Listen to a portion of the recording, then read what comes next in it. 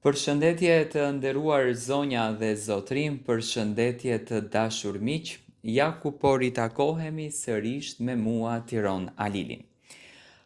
Jam këtu pranë jush si gjithmonë në kanalin Monitor TV për të komentuar dhe për të analizuar lajmet edhe ngjarjet më të fundit. Do të flasim pikërisht për një dashuri, për një dyshe që vazhdon të na surprizoj me gjëra të bukura, si gjithmonë. Vazhdon të na surprizoj me dashuri, vazhdon të na surprizoj me respekt, vazhdon të na surprizoj edhe me fjalë të mira nga familja. Të gjithë kanë qenë kureshtar në fakt se si e ka pritur babai i Gimbos Gimbon. Babai Selin, më falni, Gimbon, çfarë respekti i ka dhënë, çfarë fjalësh kanë bërë dhe çfarë vlere ka Gimbon në familjen e Selin. Natën e mbrëmshme ju dini shumë bukur që Gimbo dhe Selin kanë qenë pjesë e një emisioni, ku në fakt u përfol shumë për to, u komentua shumë për to dhe të gjithë filluam që të analizonim se si është marrëdhënia e tyre. A e duan familja e Selinës Gimbon? A janë të vërteta fjalët e nënës së Selinës thënë atëherë në surprizën që pati me Selinën në Big Brother? Apo çfarë po ndodh? Zotri Jetoni, që në ditën e parë në fakt kur është kyçur në linjë telefonike në fan club me Kiarën, aso kohë ka thënë që unë kam një respekt të jashtëzakonshëm për Gimbon dhe e duam jashtëzakonisht shumë si djalë. Por natën e mbrëmshme, zotri Jetoni tha që gëzimi, sepse Gimbon e quajnë gëzim, nuk ka sjellur gëzim vetëm në familjen e tij, por ka sjellur gëzim edhe në familjen e Selinës. Kjo tregon që babai i Selinës edhe nëna e Selin kanë një dashuri vërtet si fëmijën e tyre kundër drejt Gimbos. Mua më pëlqen raporti që ka ndërtuar, do me thënë të njëjtën dashuri e merr edhe Selina në familjen e Gimbos. Kjo tregon që marrëdhënia është shumë e bukur. Familjarët kanë pranuar këtë dashuri, familjarët kanë pranuar këtë histori kaq të bukur dashurie dhe po e shijojnë pafund. Unë realisht shpresoj që zotëria Toni të mbaj premtimin e dhënë, sepse tha që unë kur do të kthehem në Shqipëri do t'i bëj një dasëm shumë të madhe Gimbos dhe Selinës dhe uroj me zemër që kjo dasëm të bëhet realitet dhe çifti ta shijon sa më shumë këtë realitet. Do me thënë Gimbo dhe Selin kanë një raport shumë të bukur bashkë, familja janë shumë dakord për këtë marrëdhënien dhe po e shijojnë momentin e tyre. Dua që të marr edhe mendimin tuaj si e shikoni ju në fakt këtë afrimitet, këtë respekt që tashmë ka krijuar babai i Selinës për Gimbon.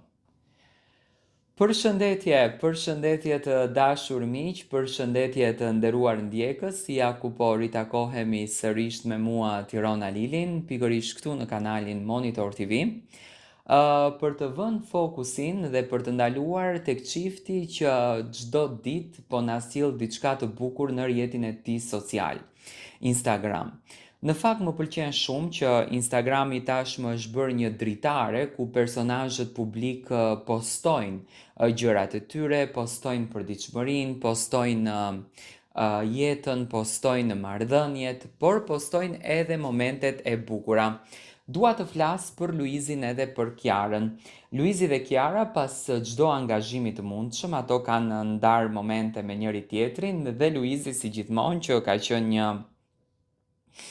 përzjedhës i bukur i muzikës, gjatë xhiros me Kiarën, Luizi shpesh herë, do me thënë, i nxjerr ato pëlqyeshmëritë e tija në muzikë. Dhe ditën e sotme kishin përzgjedhur që të përshëndesin Dibrën, do me thënë me këngë Dibrane, me këngë Veriu, që Luizi i ka në shpirt edhe i ka në gjak, sepse në fund ditës është vetë verior, por edhe Kiarës ja ka mbjell këto këngët në shpirt. E shoh që Kiara nuk është shumë e dhënë pas muzikës popullore, por të qëndrosh me Luizin e ke me patjetër sepse edhe vetë Luizi do me thënë i ka në gjak këto këngë. Çifti duket shumë i lumtur bashk, janë shumë okay. duke që të dy që janë shumë të pozicionuar në projektet e tyre të radhës, projekte që në fakt do t'na sjellin një dimension tjetër të Luizit, por edhe një dimension tjetër të Kiarës, sepse ne mund të themi që Kiarën e kemi parë në rolin e moderatores, por unë mendoj që roli i moderatores është një rol surprizues, është nga ato role që të surprizon, do me thënë e surprizon veten gjithmonë, dhe në këtë rast Kiara më duket shumë gati për të nisur rrugtimin e saj të ri tashmë në muajin shtator, gjithashtu edhe Luizi. Çifti ka vendosur që të ndajë momente me njëri tjetrin, do me thënë tani në muajin korik edhe në muajin gusht të Luizi dhe Kiara nuk është se po, do me thënë po punojnë projekte, ato janë fokusuar thjesht tek suksesi i tyre, thjesht tek dashuria e tyre, me patjetër që kanë plane, janë duke planifikuar në një farë mënyre të ardhmen, por gjithsesi janë një nga çiftet që din të dhurojnë vërtet energji të mirë dhe janë shumë të lumtur bashkë. Për të gjithë ato që në fakt krijojnë lajme të re me lart edhe poshtë, çifti është jashtëzakonisht i lumtur dhe ka një marrëdhënie të shkëlqyeshme. Unë ju uroj vetëm të mirat dhe shpresoj që Zoti t'i bekojë në jetën e tyre. Përshëndetje të dashur miq, përshëndetje të nderuar ndjekës. Ja ku po ritakohemi sërish me mua Tirona Lilin, pikërisht këtu në kanalin Monitor TV, për të komentuar dhe për të ndarë lajmet edhe ngjarjet më të fundit. Ka patur shumë pyetje në Instagramin tim, do me thënë më shkruajnë shumë në DM për Briteon, për Sarën edhe për Bardhin. Pse çifti do me thënë është kaq në shënjestër, pse dolën ca lajme që Sara dhe Bardhi është ndarë, çfarë po ndodh me këtë dyshe dhe pse Matteo dhe Brikena nuk rezultojnë duke ndjekur njëri tjetrin në Instagram. Do me thënë, janë dy çiftet që realisht kohëve të fundit, sidomos këto 2 javë të fundit, kanë qenë në shënjestër të medias ros për çdo lëvizje që ato bëjnë.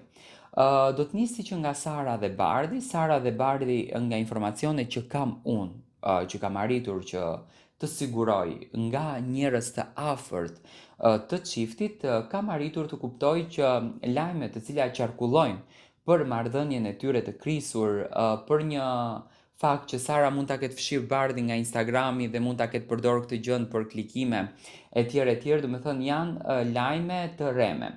Thonë që edhe Sara thot në rrjetet sociale që po edhe në për emisione ka thënë që unë nuk e përdor marrëdhënien time për klikime. Mund të ndodhë që personazhet publik të bëjnë një skandal në interesin e tyre, në interesin e klikimeve, në interesin e shikueshmërisë, por kjo mbetën thjesht një skandal në interesin e tyre. Por Sara dhe Bardhi që në momentin kur janë bërë bashkë, që në momentin kur janë martuar dhe tashmë kanë në jetë edhe nenën e tyre dhe presin edhe vajzën e dytë, nuk janë të njohur për skandale, nuk janë të njohur për lëvizje të tilla që realisht të përfitojnë. Por e njëjta gjë ndodhen edhe me Briteon. Matteo dhe Brikena arritën që të kenë një sezon të suksesshëm, arritën që të jenë në qendër të vëmendjes, tani duam ne, do me thënë nëpërmjet këtyre lëvizjeve që bën ato u përfolën dhe u komentuan në të gjitha format e ndryshme, do me thënë publiku i priti me shumë dashuri lëvizjet, publiku i komentoi dhe publiku ishte pranë tyre në të gjitha dimensionet.